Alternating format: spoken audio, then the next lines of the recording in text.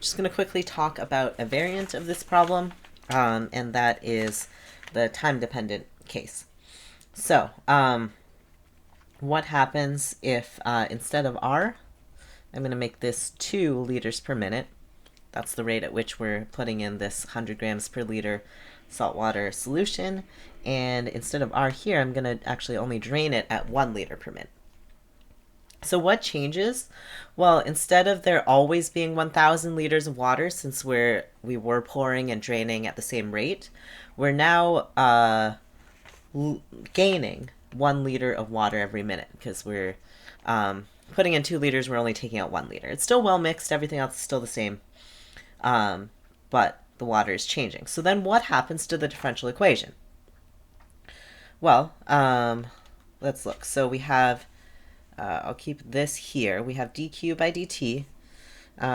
Q of 0 is still Q0. Still start with Q0 grams of salt. And then our dq by dt, which is still in grams per minute. We are now going to make R equal to 2, so the first R equal to 2. So we're gaining 200 grams of salt every minute. And then what are we losing?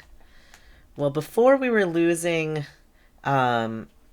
Q grams per 1,000 liters.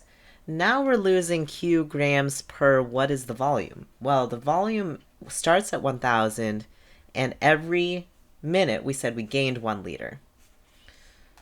So we're going to add 1 T for every minute that passes.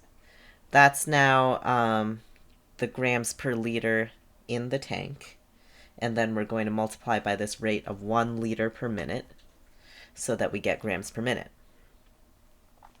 Okay, so now there's the differential equation.